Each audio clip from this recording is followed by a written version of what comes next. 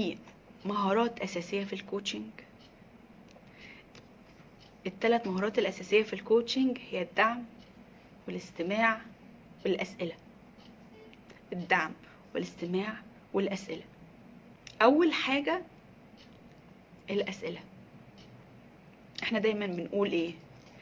جودة حياتك من جودة أسئلتك. لو انت عايز حياة أحسن خلي السؤال اللي جوه دماغك يبقى أحسن. ايه الكلام ده؟ طيب بالراحة كده. العقل البشري لا يقاوم السؤال. العقل البشري لا يقاوم السؤال. يعني ايه الكلام ده؟ يعني انا دلوقتي لما اقول هي الساعة كام دلوقتي، لو انتوا معايا لايف هتلاقي في ناس بتقولي الساعة كذا، واللي ما بيقولش بيفكر يبص في الساعة. فعلينا دايما لما بيتسأل اي سؤال بيفضل مشغول ان هو يدور على الاجابة بتاعته. طيب احنا بنقول ايه؟ لو الكوتشنج ده انسان فاذا قلب هذا الانسان هو السؤال. يعني طب ليه يا هند؟ ليه الاسئله مهمه قوي كده في الكوتشنج؟ ليه؟ عشان خاطر احنا من شويه قلنا ان الكوتشنج انا بطلع منك المشكله وبطلع منك الحل. ممكن نقول ان السؤال هو اللي بيخليني اعرف ادخل جواك. لما بسألك سؤال فاذا عقلك، احنا قلنا لا يقاوم العقل البشري لا يقاوم السؤال، فاذا عقلك بيبدأ يدور على الاجابة جواه. فاذا عقلك بيبدأ يفتح الغرف المغلقة، بيبدأ يفتح الباب، وببدأ بالأسئلة سؤال في سؤال في سؤال ابدأ اطلع اللي جوه العقل. طيب لو انا بفكر اشتغل كوتشنج مش بس واخده لنفسي، فاذا رقم واحد لازم تبقى فاهم ان في نوعين من الاسئله. في سؤال اسمه open question وفي سؤال اسمه closed question. open question يعني سؤال مفتوح، و closed question يعني سؤال مغلق، سؤال مقفول. يعني ايه closed question و open question؟ ال closed question او السؤال المغلق هو السؤال اللي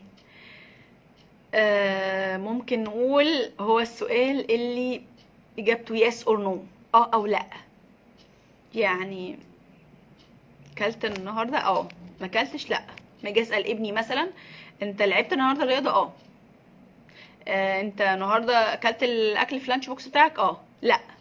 ده اسمه close question، يعني اجابه بتاعته بتبقى او لا. في بقى تانية سؤال تاني اسمه الاوبن question. الاوبن question بمنتهى البساطه هو السؤال اللي بيخلي الشخص يتكلم. فلما ابني يدخل من الباب مثلا راجع من المدرسه او من الحضانه، وبدل ما اقول له انت لعبت رياضه النهارده هقول لا، ممكن اقول له احكي لي النهارده عن يومك عملت ايه. احكي لي النهارده عن يومك، كلمني عملت ايه النهارده. ده اسمه open question، يعني سؤال بيبدأ يطلع الإجابة من اللي جواه من اللي قدامي. فدايما لما احب اجي اتكلم مع حد او ببدأ اعمل كوتشنج دايما بستخدم الاوبن question. السؤال احكي لي اكتر عن الموضوع ده، كلميني اكتر عن ده، قولي لي اكتر عن الحتة دي. فببدأ اخلي الشخص يعمل ايه؟ يطلع الحاجة اللي جواه. اوكي، دي اول نقطة في حتة الاسئلة. تاني نقطة في حتة الاسئلة وحتة مهمة جدا، نمط السؤال. وده بقى سواء انت هتستخدمه في جلسات الكوتشنج او هتستخدمه بره او هتستخدمه في الحياة او هتستخدمه في اي حاجة. نمط السؤال. يعني ايه نمط السؤال؟ بصوا احنا ربنا خلقنا دماغنا 24 ساعة بنكلم نفسنا. يعني وانت بتسمعني دلوقتي انا بكلم نفسي جواي وانا بشرح لك، وانت حضرتك او حضرتك وانت بتسمعيني انت بتكلمي نفسك. في ممكن ده انا عايزه لما اخلص ابقى اتصل بفلانه، ده انا عايزه وانا بسمع كذا اشغل على الرز، ده انا عايزه اعمل كذا، صح؟ وانت في طول ما انت ماشي في الحياه، وانت بتاكل وانت بتشرب وانت بتشرح وانت بتعمل، عقلك اوتوماتيك فيه كلام شغال 24 ساعه. طيب الكلام اللي شغال 24 ساعه ده، جزء من الكلام ده اسئله. بيقولك بقى ايه؟ ان السؤال اللي انت بتساله، نوعيه السؤال اللي بتسالها، تبدا تحدد نمط التفكير او الطريقه اللي انت بتمشي بيها. طب نوعيه السؤال اللي هي قصدك ايه؟ يعني احنا عندنا سؤالين، سؤال ايجابي وسؤال سلبي. يعني سؤال ايجابي وسؤال سلبي، يعني لا اما سؤال بسال نفسي اي سؤال بشكل سلبي، او بسال نفسي اي سؤال بشكل ايجابي. قدامي في سؤالين، لو انا سالت سؤالي نفسي، سالت نفسي السؤال ده، هو انا ليه يحصل معايا كده؟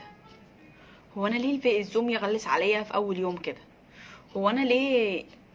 عارفين السؤال ده؟ ليه يا ربي بس بيحصل معايا انا كده؟ ليه يا ربي مش عارفه كذا؟ اشمعنى انا اللي بيحصل لي كده؟ ده نمط سؤال، ده السؤال اللي هو السلبي. عارفين السؤال ده بيودينا لفين؟ احنا نقعد نفكر اكتر واكتر في المشكله وننكد على نفسنا ونتضايق.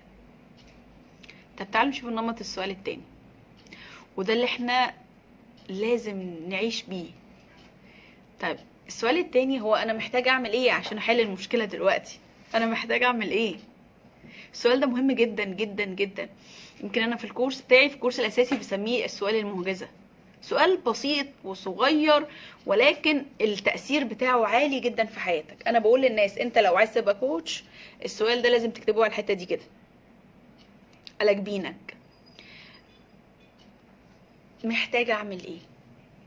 فبقيت افكر انا محتاجه اعمل ايه؟ ايه الاختيارات التانية اللي عندي؟ طب انا اطلع لايف على الفيسبوك، او اطلع لايف على اليوتيوب.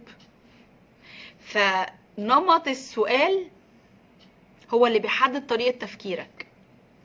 نمط السؤال هو اللي بيحدد طريقة تفكيرك. تغيير نمط السؤال اللي جوه عقلك. اقفش عقلك. دايما خلي السؤال اللي جوه عقلك هو سؤال محتاج اعمل ايه؟ محتاج اعمل ايه عشان احل المشكله؟ انا دلوقتي لقيت نفسي قاعد متضايق. انا دايما اقول لهم المثال ده، احنا اوقات كده بيجي لنا وقت كاي بني ادمين طبيعيين، اي بني ادم طبيعي مهما كان شغله ايه، مهما كان بيعمل ايه. فانت لما بتقعد كده بتلاقي نفسك قاعد زعلان، ايه اللي بيحصل؟ عارفين اللي بيحصل؟ بتسال عقلك، هو انا قاعد، بتوصل نفسك كده، هو انا قاعد متضايق ليه؟ صح؟ هو انا قاعد متضايق ليه؟ عارفين اللي بيحصل وقتها في الدماغ؟ تعالوا ادخلكم جوه الدماغ كده، اقول لكم ايه اللي بيحصل. اللي بيحصل ان العقل بيقعد يعمل ايه كده؟ ده هو بيسالني هو انا متضايق ليه. اللي بيحصل ان العقل بيدخل جوه ويقعد يدور على اي اسباب، سواء حقيقيه او مش حقيقيه، سبب الزعل. فتلاقي عقلك بيقول لك ايه؟